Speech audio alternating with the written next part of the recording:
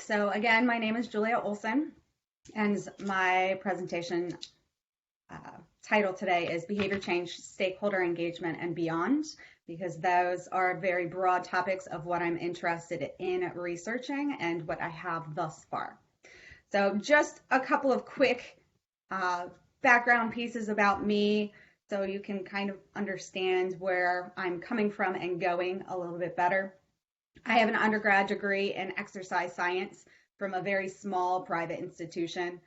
I then went on to slightly bigger university and received my master's, and its official title is Applied Health Physiology, but I focused on strength conditioning. So I learned how to program for sports teams as a whole.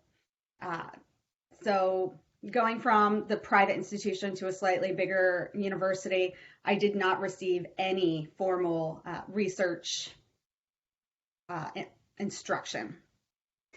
I then went and became an instructor at Delaware State University right after my master's. So I started teaching, and I was, of course, told you better get a PhD. So after looking all over, I found a school. It's called Rocky Mountain University of Health Professions, and they do more blended curriculums.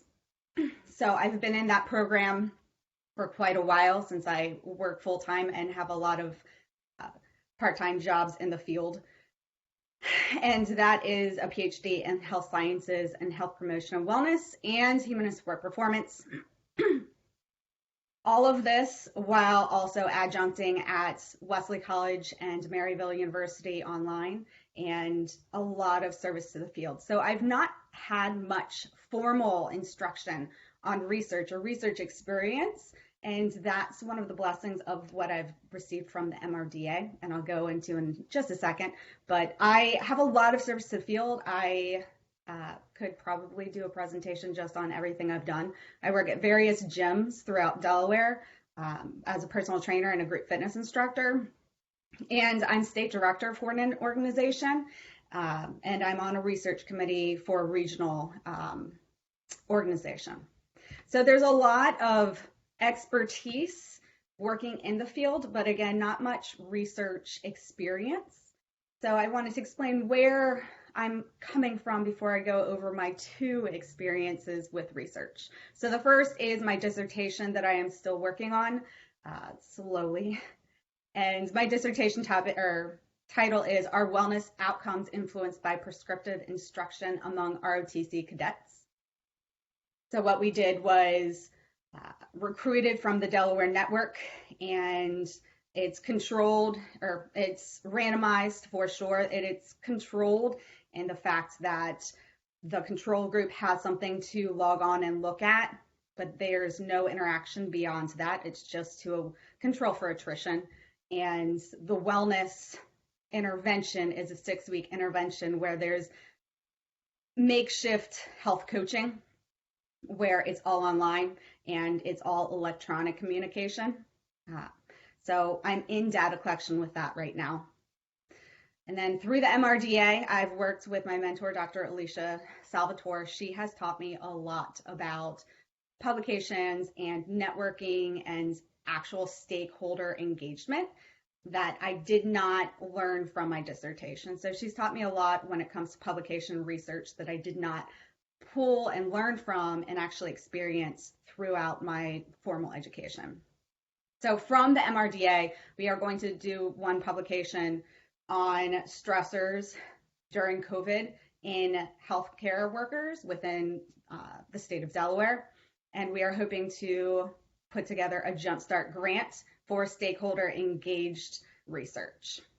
And that will be, again, with nurses, and it will be something that is a little better quality than what I did with my dissertation, where we're actually utilizing feedback from the stakeholders, learning what their stressors are, and figuring out how we can help them and support them during and after this COVID-19 pandemic. So what I lack, again, in research, I've kind of excelled at with outreach. It's not formal research. There are IRBs because I am taking measurements, but I have flown out to Missouri to test their SWAT team. It's all strength and conditioning based metrics. So in the picture on the upper right, take me away for a second. The picture upper right, one person is preparing to walk onto those force plates that are right here and do a squat jump and a drop squat. In the back, they're doing hand grip strength on both sides. And then in the back, the picture, the only person not blurred out, me, I'm running what's called an isometric mid-thigh pull. It's all looking at force development. And those tests were chosen because they mimic what these SWAT team members would be doing in the field.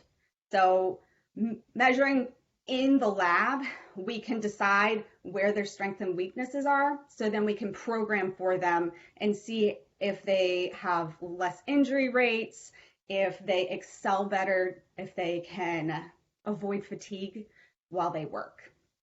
Then I've also been in a long relationship with a local military base, and I've done the same type of metrics, but on their site. So going into where they work out, that's the bottom left picture, is I have to take all of my equipment and work with what I can in their gym setting.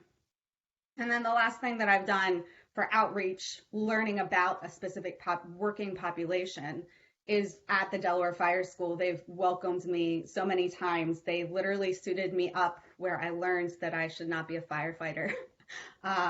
And taught me about what physical requirements there are to actually fight different types of fires.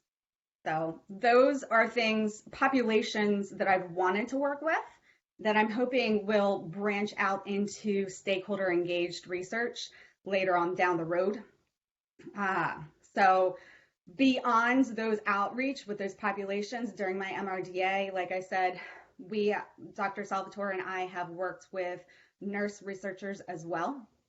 So with the MRDA, moving into that stakeholder engaged research with hopefully a jump start, and also branching out into other working populations with in strength conditioning we call tactical populations. Tactical is police, fire, and military, because they have to be ready for literally fight or flight during their work, and that can be a life or death situation, just as healthcare workers are very overstressed, burned out during this time. Other research, most of the research that I've done and am interested in is behavior change, whether it's wellness or mental health, stress in general. I am no psychologist. However, my degrees have definitely educated me on wellness and mental health. And wrapping that all in, that you have to be able to perform well physically, which is just one dimension of wellness, and be well in all of the other arenas. I thought it was really timely with all the news with Simone Biles and how she may have pulled out from the Olympics due to mental health. That's just one component of wellness, but she's also performing, which is physical. So that's kind of how I'm wrapping them all together. I don't know if I'll continue with strength conditioning with the NIH type of grants. However, all of the stakeholder engaged behavior change and wellness components definitely play into what I would like to do with the working population down the road with the NIH as well. And that is all I have.